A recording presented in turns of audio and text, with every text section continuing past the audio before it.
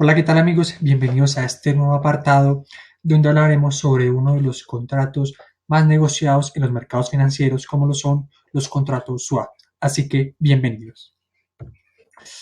Básicamente, ¿qué es un swap? Un swap es un contrato financiero en donde una parte y la otra se comprometen a intercambiar una serie de pagos en una fecha futura.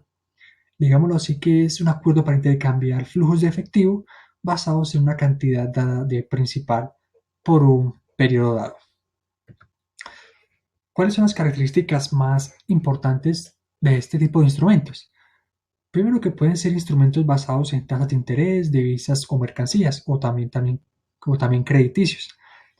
Se requiere el ISDA, es decir, ese marco contractual obligatorio para las personas que deseen negociar o que quieran negociar derivados financieros. El lapso de tiempo puede ser hasta un máximo de 10 años. Digamos que la cotización de estos instrumentos depende en gran medida, por un lado, de las tasas de interés y por otro, de la tasa de cambio, según el país donde se desenvuelva. Como vemos en los contratos forward, ese también puede ser tanto delivery como non-delivery, y lo pueden usar tanto empresas del sector real como entidades financieras autorizadas para negociar este tipo de instrumentos. Y otra cosa no menos importante es que estos instrumentos se negocian en los mercados OTC, es decir, over the counter, no están estandarizados ni regulados propiamente dicho, sino que es directamente con la contraparte que se negocia. ¿Cuáles son los beneficios que una empresa puede obtener digámoslo así, al usar este tipo de instrumentos? Básicamente es disminuir el riesgo financiero y cambiario, ya sea las tasas de interés o de tipo de cambio que sean volátiles respectivamente.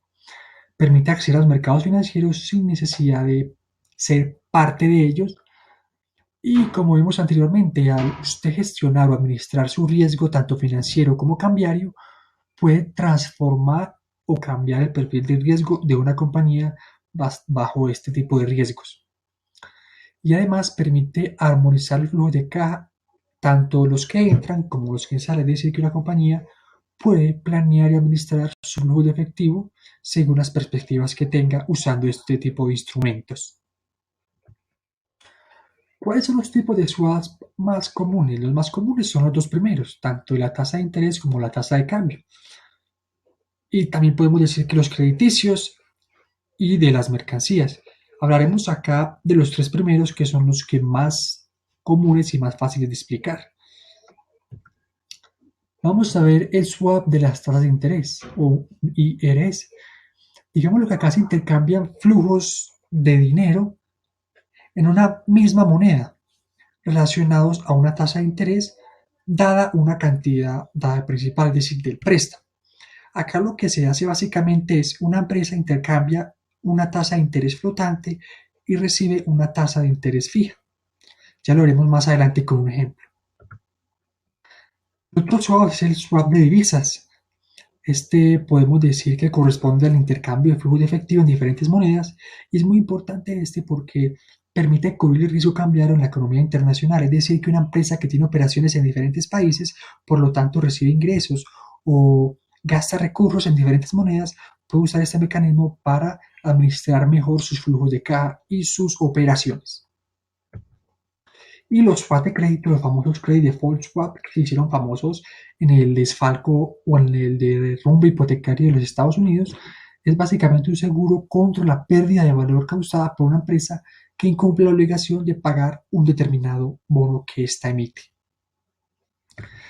Vamos a ver un ejemplo para ilustrar un poco el funcionamiento de estos instrumentos.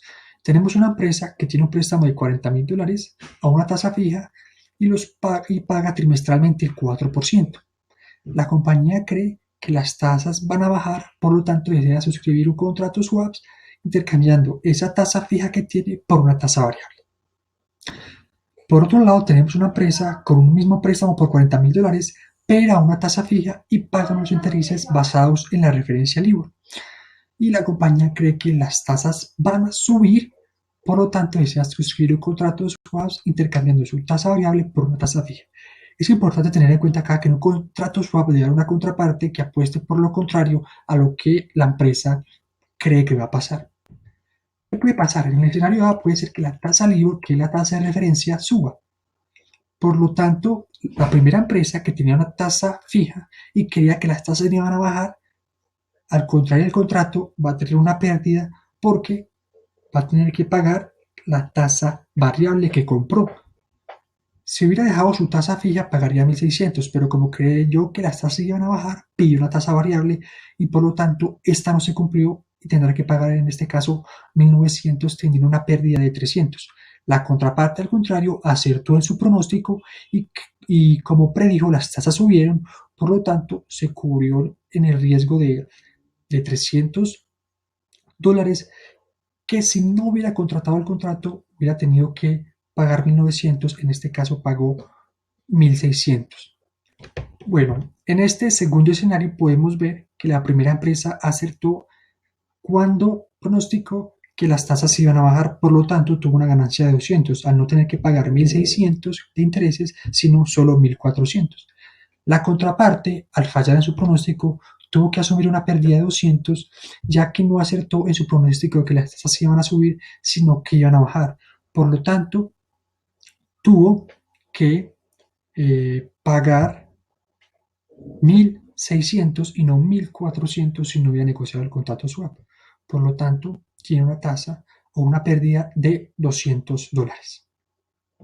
Y el tercer escenario es cuando la LIBOR, la tasa de referencia, se mantiene fija, por lo tanto, ninguna de las dos contrapartes ganó, ninguna de las dos acertó, por lo tanto, no hay ganancia ni pérdida de ningún otro lado. Bueno amigos, esto es todo lo que tengo para compartir el día de hoy con ustedes. Gracias por su atención. Hasta la próxima y los invito a consultar estas obras en las que me basé para explicar el tema anteriormente mencionado.